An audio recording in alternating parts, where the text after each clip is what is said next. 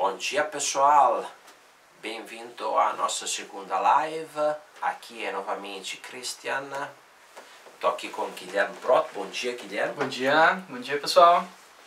Então, queria agradecer pela participação da live da semana passada. Teve muita gente participando, muita gente que depois baixou o e-book, perguntas, uma interação muito bacana, né, com o pessoal. Então queria agradecer quem participou.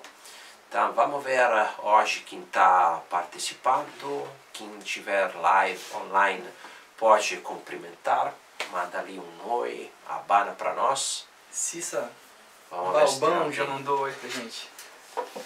Oi, Cissa. Kelly, a Cissa.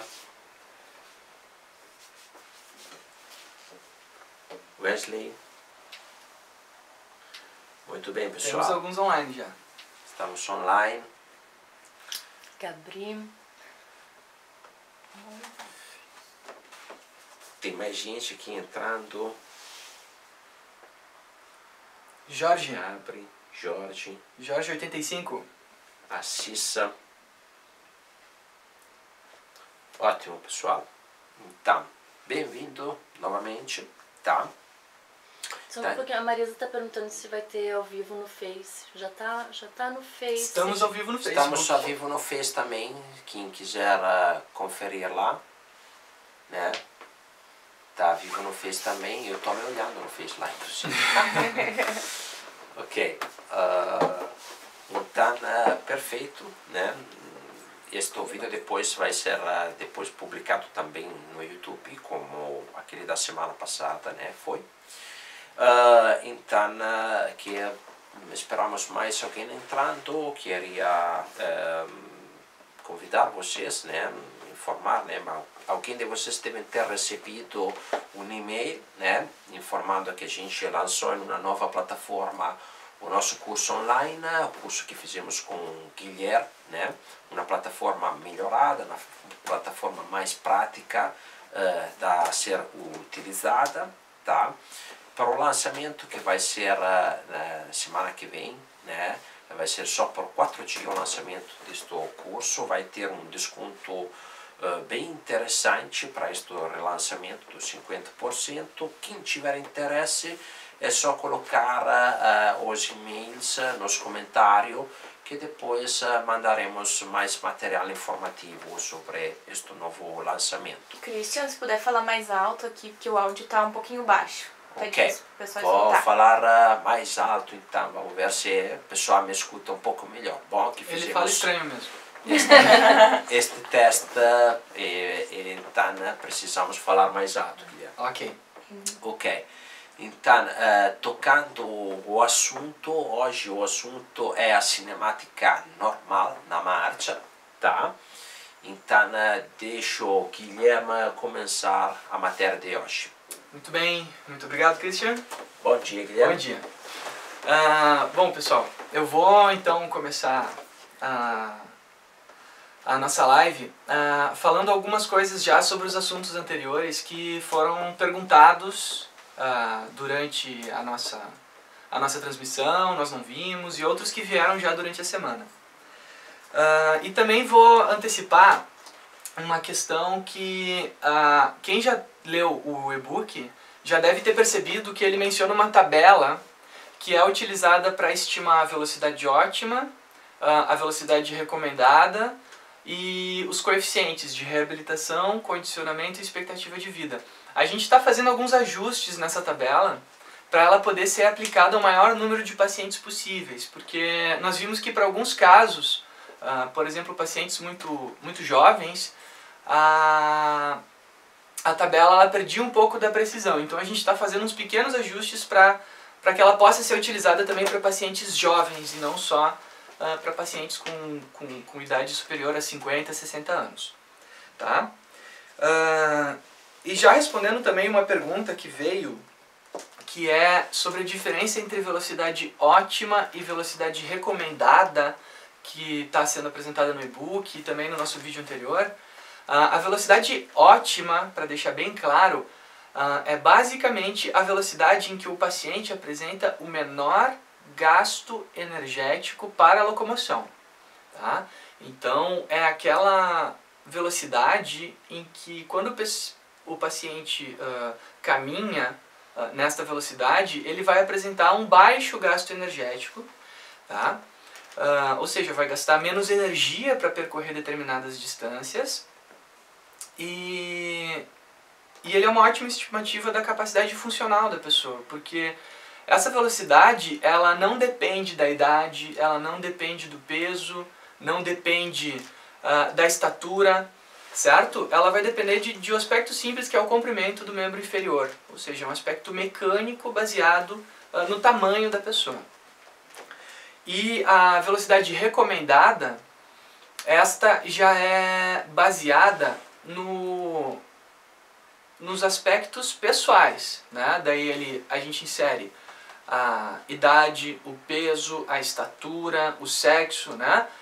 E a partir de todas essas informações, será estimada a velocidade recomendada para aquele paciente. A velocidade recomendada diz respeito ao condicionamento daquele paciente, né? E não a sua reabilitação, mas sim ao seu recondicionamento, ou seja, qual a velocidade que ele consegue caminhar, né? Aqueles 6 minutos, e quanto ele consegue alcançar de potencial de deslocamento, né? Caminhando. Então são aspectos diferentes, um diz respeito ao condicionamento e outro diz respeito ao gasto energético para se locomover, né? São questões diferentes. Bom, se tiverem mais perguntas, podem mandar pra gente aqui, a gente vai tentar responder na medida do possível. Se nós não respondermos hoje, semana que vem a gente tenta responder. A gente sempre vai estar tentando auxiliar todos que deixarem comentários e perguntas ali pra gente. Bom, muito bem. Eu já antecipo fazendo uma chamada, gente, que nós vamos disponibilizar para quem estiver online aqui hoje, né, deixar seu contato, os novos contatos. Quem já deixou e-mail já está incluído na lista, né, mas os novos contatos, as pessoas que começarem a assistir hoje e deixarem seus e-mails aqui nos comentários da live, a gente já antecipa que na semana que vem nós vamos estar elaborando um vídeo, né, uma videoaula sobre o vídeo clínico. Né? Surgiram várias dúvidas. Eu quero saber mais sobre o vídeo clínico, Guilherme. Como é que faz para avaliar os 2 planos? O que eu devo observar? Quais as referências anatômicas que eu devo utilizar? Então surgiram algumas dúvidas ali que a gente não acaba conseguindo abranger aqui na live, mas a gente vai gravar então uma videoaula para tentar esclarecer todas essas dúvidas aí que apareceram pra gente, tá? Bom, vou fechar aqui o meu Instagram agora, já respondi as perguntas que tinham e agora vamos falar sobre o assunto da live de hoje. Nós vamos falar hoje sobre a cinemática da marcha normal no plano sagital, certo? Que é o primeiro aspecto que deve ser observado no vídeo clínico, né? Que são os ângulos apresentados pelo paciente durante a marcha a partir dos marcadores que são observados nas câmeras. No primeiro lugar, gente, quando vocês fazem a observação do vídeo clínico, deve ser observado o paciente a partir de 4 segmentos e articulações fundamentais num primeiro ponto, tá? Depois isso pode ser aumentado, mas os primeiros aspectos que devem ser observados são a pelve do paciente, ou seja, como a hemipelve se comporta durante o deslocamento, o quadril do paciente, o joelho e o tornozelo. Esses são os primeiros aspectos simples para se observar na cinemática da marcha, né? Bom, mas Guilherme, o que é cinemática? Cinemática vem de cine, né? A gente conhece cine de cinema. Cinema é imagem, é movimento. Então, a cinemática é a medida do movimento, né? Então, basicamente, quando a gente fala de cinemática, nós estaremos falando da avaliação do movimento do indivíduo durante o gesto da marcha. Tá? Bom, quais são os primeiros aspectos que a gente tem que estar avaliando? Vamos começar de cima para baixo, da pelve até o tornozelo. Quais são os primeiros aspectos que a gente tem que estar avaliando? Bom, a pelve, gente, no plano sagital, ela vai apresentar o movimento de anteversão e posteroversão, né? Esse nome é um nome em português, a gente costuma usar no ramo o nome tilt posterior e anterior, por ser um pouco mais curto e mais simples de falar. Então, o tilt posterior diz respeito à versão posterior, então o quanto a pelve se direciona para trás, e o tilt anterior diz respeito à anteversão da pelve, ou seja, o quanto a pelve se direciona à frente. O que deve ser observado, gente? É normal na marcha haver oscilações do tilt pélvico, que variam em torno de 5 a 10 graus, com alguma liberdade dependendo do caso. Né? Existe uma certa liberdade desse tilt estar variando. Esse é o normal da marcha. Mas, se esse tilt apresenta alguma variação, né? Se apresenta alguma alteração, o que a gente deve estar observando? Bom, a primeira alteração muito comum é um excesso de versão posterior ou um excesso de versão anterior. Né? Durante a marcha, enquanto o indivíduo caminha, se ele apresenta um tilt posterior e um tilt anterior aumentado, já é um aspecto a ser observado. E aí, o que o clínico deve observar? Bom, quais são os músculos que estão envolvidos naquele tilt anterior ou tilt posterior? Né? Quais são os músculos que contribuem para o controle da pelve durante o movimento?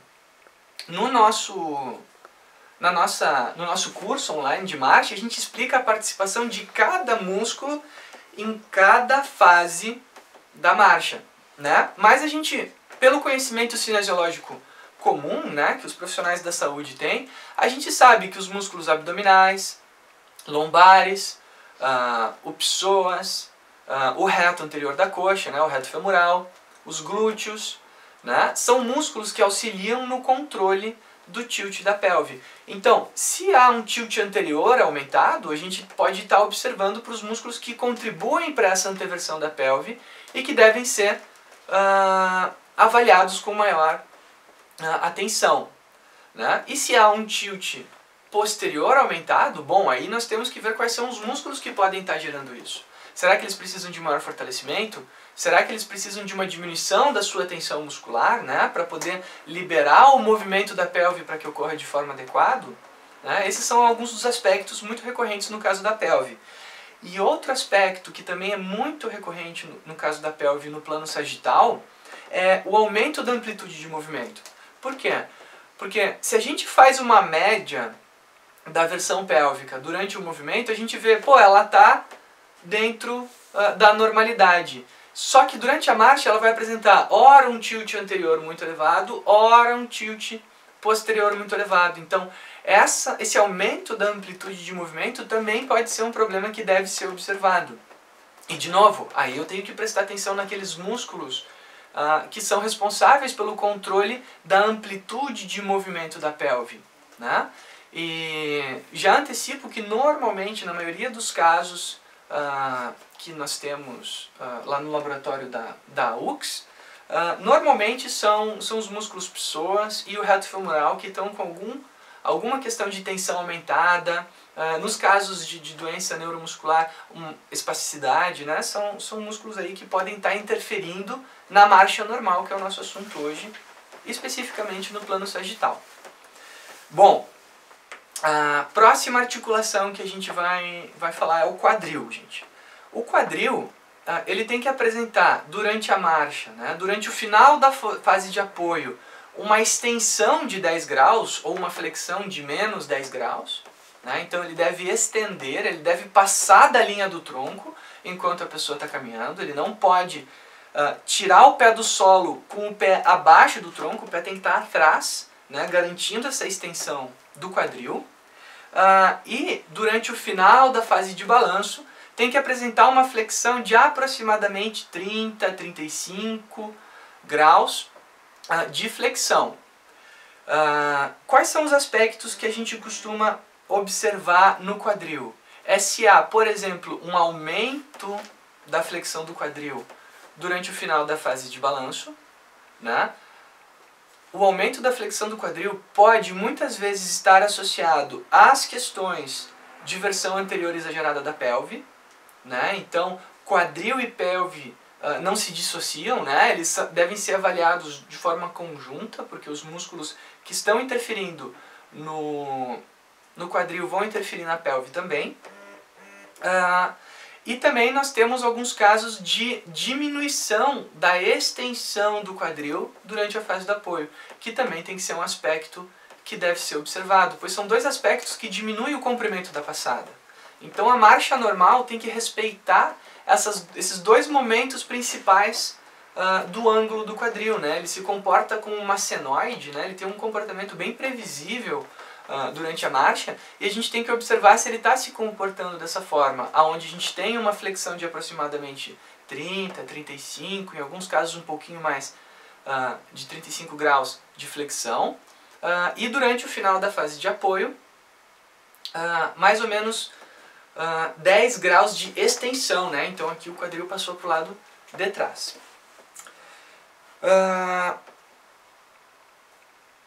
Bom, lembrando para vocês, né, quem deixar o e-mail aí nos contatos, né, deixar aqui nos comentários, vai estar recebendo durante a próxima semana, né, a nossa pequena videoaula montando ali, explicando os aspectos mais detalhados sobre o vídeo clínico para vocês poderem acessar, tá? Próxima articulação, o joelho. Bom, o joelho ele tem vários comportamentos durante a marcha, né? Ele não tem um comportamento simples como o da pelve, que deve apresentar pequenas oscilações, ou um comportamento de seno como o do quadril, que ora estende, ora flexiona, ora estende, ora flexiona. O quadril ele vai apresentar uma pequena flexão durante a fase de apoio, né? Uma fase de amortecimento da carga. Então a gente diz que na marcha o grande amortecedor de impacto é o joelho. Vai apresentar a extensão do joelho no meio da fase de apoio, né, onde o joelho está estendido, o quadril está em neutro e tornozelo está neutro também. Então é uma fase onde há toda uma estabilidade mantida pela atividade da musculatura do tornozelo e do joelho, né? A gente chama isso de acoplamento PFKE, né? Plantar Flexion Knee Extension, né? Então, tornozelo e quadril estão interagindo para manter uma estabilidade bem no centro da fase de apoio. E depois, durante a fase de balanço, deve haver a flexão do joelho novamente, né? É quando ocorre a maior flexão do joelho. O que acontece? Quais são as principais alterações que nós encontramos fazendo a avaliação clínica da marcha, no caso do joelho no plano sagital? A primeira delas é uma hiperextensão do joelho durante a fase de apoio, mais ou menos por volta dos 30 a 40% da fase de apoio. O que é essa hiperextensão, gente? A hiperextensão ela pode acontecer por vários motivos, é muito curioso isso. Em casos neurológicos, a gente deve estar olhando se não há, por exemplo, musculaturas espásticas que podem estar trazendo o tornozelo em uma plantiflexão, levando o joelho à hiperextensão. Em casos de sujeitos que apresentam fraqueza dos extensores de joelho, eles utilizam a cápsula articular para manter o joelho estendido e assim poupar energia por diminuição de força. Existem diversos motivos que podem estar trazendo isso, né? Então, os principais é a questão do tornozelo e os extensores de joelho que podem estar interferindo nesse excesso de extensão de joelho durante a marcha. E outro aspecto é o joelho excessivamente flexionado durante a aceitação da carga, né? Que também pode repercutir num gasto elevado de energia, né? Em alguns momentos, isso pode acontecer por encurtamentos musculares, por exemplo, dos isquiotibiais, que vão repercutir na pelve também, né? Então, encurtamentos musculares costumam afetar de forma importante a cinemática do joelho. E também o excesso de flexão durante a fase de apoio também pode estar acontecendo devido a fraquezas, né, nos extensores de joelho, né, que exacerbam o movimento de flexão de joelho, impedindo que ele seja controlado. Tá? são alguns dos aspectos comuns da marcha, né, que a marcha deve apresentar quando a gente fala em marcha normal. E a última articulação que a gente deve prestar atenção é disparada a articulação que apresenta maior número de alterações na sua cinemática, né? O tornozelo. O tornozelo é uma articulação que costuma apresentar muitos problemas. É muito comum pacientes apresentarem problemas no tornozelo e não apresentarem em outras articulações, ou pacientes apresentarem problemas no tornozelo e o tornozelo acabar gerando alterações no movimento do joelho, do quadril e da pelve, né? Então o tornozelo, por ser a articulação mais distal e ao mesmo tempo aquela articulação que está em contato direto com o solo, né, ali junto com o pé, acaba sendo uma das articulações que possui maior repercussão na marcha como um todo, né? Além de ser um grande estabilizador da marcha, né, de dar estabilidade à marcha de uma forma geral, ele é o nosso grande propulsor, né? A musculatura do tríceps sural, os gastrocnêmios, o sóleo, enfim, são fundamentais para garantir a propulsão durante a marcha. Então, uma pequena alteração no tornozelo pode trazer repercussões para o corpo do pé para cima, né? Então, a gente tem que observar com muita atenção o tornozelo. Ele é talvez a articulação mais importante de ser observado durante a marcha, né? Porque às vezes alterações em outros planos, por exemplo, no plano frontal, podem vir por alguma repercussão do tornozelo no plano sagital. Então, o plano sagital é aquele que você tem que prestar mais atenção na sua avaliação clínica da marcha. Bom, quais são os aspectos que você tem que observar no tornozelo? O primeiro aspecto é o pré-posicionamento do pé no final da fase de balanço. Ou seja, quando o pé vai encostar ao solo, ele deve estar com uma pequena dorsiflexão ou em 90 graus, certo? Então esse pé deve estar adequadamente pré-posicionado para poder encostar o calcanhar no solo e assim gerar o primeiro rolamento do pé, né? Eu uso algumas nomenclaturas, gente. Rolamento, pré-posicionamento, fase de balanço, fase de apoio, são nomenclaturas que estão muito bem explicadas no nosso curso, certo? Então, se você tiver dúvidas sobre, Guilherme, prof, eu não sei o que é a fase de balanço, a fase de aceitação à carga, a resposta à carga.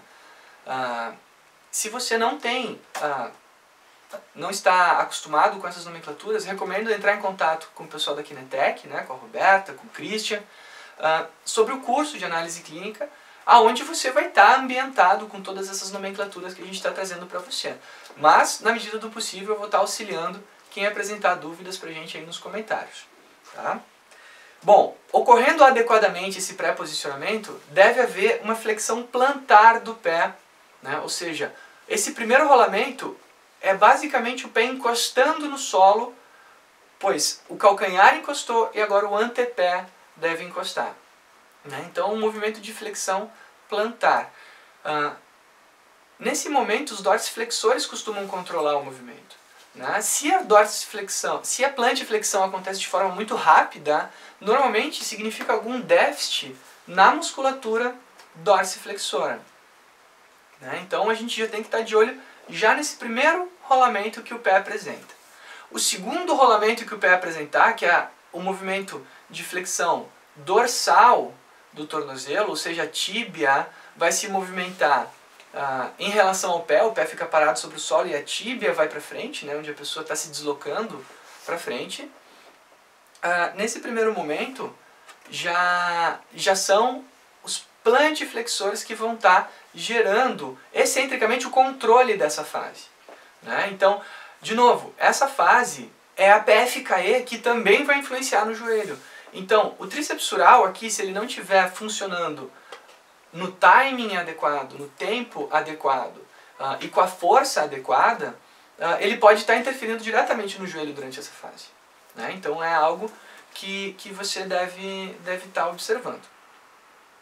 Bom, e a última fase importante, o terceiro rolamento do tornozelo, que é quando ele efetivamente vai gerar propulsão para a fase de balanço, é a plantiflexão do tornozelo. Então agora o calcanhar vai se desprender do solo, né? O calcanhar vai perder contato com o solo, em seguida o antepé perde contato com o solo, gerando assim o início da fase de balanço, que é garantido aqui principalmente pelo movimento dos flexores de quadril, lá que a gente mencionou antes em quadril, e pela ação do tríceps sural, que vai estar agindo, empurrando o pé em direção à fase de balanço.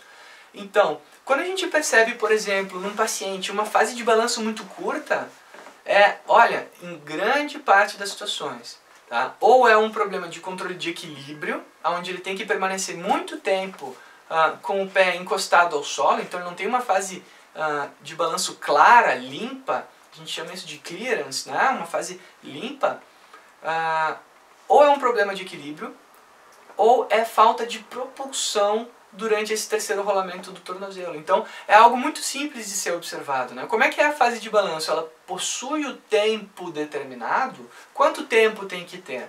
Bom, aí você deve observar se para aquela pessoa a fase de balanço está sendo adequada a partir da sua idade, né? Que são aspectos que você vai avaliar no vídeo clínico, né? Quanto de propulsão foi gerado pelo tornozelo, pelo tríceps sural, para garantir uma fase de balanço longa e clara, né? Longa e limpa e suave, né? Sendo adequada para aquele paciente. Normalmente está relacionado ou ao equilíbrio ou à ação do tríceps sural. E por último, no tornozelo, que a gente deve observar na fase de balanço, agora, não mais o quanto de propulsão foi gerado pelo tríceps sural, o quanto o pé está em dorsiflexão durante a fase de balanço. A dorsiflexão nessa fase vai estar sendo garantida pelos dorsiflexores, né? O principal deles, o tibial anterior. E a gente chama um pé que mantém plantiflexão durante a fase de balanço de drop foot, ou seja, do pé caído, né? O pé não tem controle de ser mantido em dorsiflexão. Então a gente já sabe automaticamente que um pé em plantiflexão no vídeo clínico representa alterações, por exemplo, do tibial anterior que devem ser observadas pelo clínico. Bom, gente, eu termino aqui essa fala sobre pelve, quadril, joelho e tornozelo. Lá no Instituto de Medicina do Esporte, lá em Caxias, a gente costuma observar nessa ordem. Primeiro a pelve, então o quadril, então o joelho, então o tornozelo, e verificar se cada uma dessas articulações está interferindo na de cima, né? Porque se a gente começa pelo tornozelo, como ele possui uma interferência muito alta nas de cima, né? A gente pode ser induzido a acreditar que as alterações das outras articulações sejam devido ao tornozelo, tá? Então eu recomendo normalmente você começar na pelve. Observe a pelve, tente identificar os mecanismos que causaram alterações na pelve. Vá para o quadril, tente identificar a associação entre o quadril e a pelve, né? O que precisa ser observado, tratado, né? Fortalecido, tensão diminuída, ganho de coordenação, controle, né? Depois desça para o joelho e verifique o que é que do joelho está diferente. Quais são os tratamentos que eu posso trazer para o joelho? E aí veja, bom, o que o joelho pode estar interferindo no quadril e na pelve? E por último, veja o tornozelo, quais são os mecanismos do tornozelo que podem estar alterados e como o tornozelo pode estar gerando as alterações que você verificou antes. Assim, você tem uma rotina clínica de avaliação da marcha, né? Um fluxograma, né, que você vai estar criando na sua rotina, né, de atuação prática, para poder identificar as alterações e os desvios da marcha simplesmente a partir de um vídeo que pode ser gravado por um celular aqui, que nem a gente está gravando para vocês. Dani, Roberta, temos perguntas online? Por enquanto não, mas se o pessoal quiser deixar, olhando durante a semana também, a gente pode responder as perguntas na live da sexta que vem, né? Maravilha. Esattamente. Então, os vídeos depois questa live sarà disponibilizzata pelo YouTube e nas redes sociais. Então quem vai assistir depois, né, pode comentar, mandar perguntas sem problema. Só retomando um pouquinho o que o Guilherme adiantou, né? Semana que vem a gente vai disponibilizar aquela tabela da aproveitar com o teste de caminhada de 6 minutos para ter todas aquelas informações sobre velocidade ótima, distância ótima, expectativa de vida, coeficiente reabilitativo, etc. Tá? Então, além disso, né, tocando de novo no assunto do curso online, semana que vem teremos o relançamento do nosso curso online. E sempre semana que vem a gente vai repetir uma live, tá? Uma live bem no final, né, dos 4 dias que teremos de lançamento do curso. A live da semana que vem já temos o assunto, Guilherme? A gente está definindo o nosso cronograma, mas ainda hoje vocês vão ficar sabendo do cronograma das próximas lives aí, pelos próximos meses, inclusive, né? Temos algumas programadas para vocês. Estamos pensando também em ter algum personagem da convidar para a nossa conversa aqui. Vamos ver quem vai topar na ideia, né? Pessoal, a Edna perguntou aqui, o aplicativo Runmatic é seguro para avaliações biomecânicas da marcha e corrida? Repete o nome para mim? Runmatic. Runmatic. Sim. Assim, eu não conheço o Christian. Conhece esse aplicativo? Eu vi ele, mas eu acho que passa com parâmetros básicos, né? Se não me engano, sobre a corrida principalmente, se não me engano, da cadência, velocidade, coisas desse tipo. Eu não conheço pessoalmente, não posso comentar se é acurado menos. Edna, o mais importante quando você vai fazer a avaliação clínica é a qualidade do vídeo que você gravou, tá? Garanta que o paciente caminhou na velocidade confortável e na velocidade que ele alcança e observe os parâmetros a partir de uma medida conhecida, né? Isso, vou estar adiantando já então um aspecto que é lá da nossa aula da semana que vem. O que você precisa ter no vídeo clínico? Uma referência de distância conhecida. Você precisa saber alguma coisa que tenha uma distância que você conhece. Por exemplo, esses 2 riscos na parede aqui tem 1 metro. Bom, a partir desse 1 metro é que você vai começar as suas medidas de velocidade, de ângulo, de distância, tamanho da passada, o comprimento. Né? Mais importante do que o aplicativo é o quão bem você gravou o seu vídeo. Tá? Um abraço para ti, Edna. Obrigado pela pergunta.